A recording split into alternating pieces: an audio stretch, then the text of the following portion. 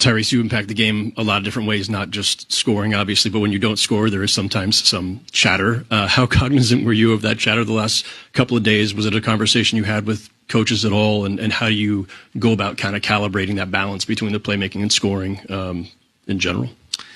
Yeah, I think the commentary is always going to be what it is. You know, most of the time, the talking heads on the major platforms, I couldn't care less, honestly. Like, what do they really know about basketball?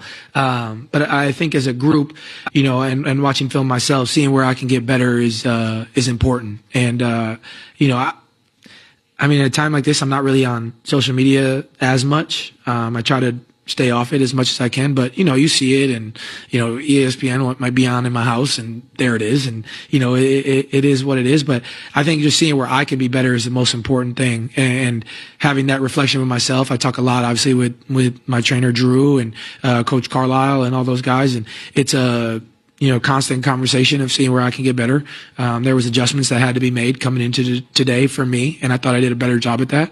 And I'll watch film again and see where I can get better. But, you know, I think there's going to be ebbs and flows. You know, I'm never going to be, you know, super great and shoot so many shots every game consistently. There's going to be games where I don't. And, you know, I got to be able to find the right balance between the two, you know. But, I mean, I think it's experience is the best way that I can learn from it. So seeing where I could be better is important through the first two games, and just trying to be better today, you know, taking what the defense gives me, trying to play the right way, and watch film, see where I can get better, and be ready to go for game 4. But the commentary is what it is at this point. You know, it doesn't matter. You know, we're here in the NBA Finals, 2 wins away from an NBA championship. So, you know, just got to stay with it, put my head down, keep working. And as a group, we just got to keep learning from our mistakes, seeing where we can get better, and take it a day at a time.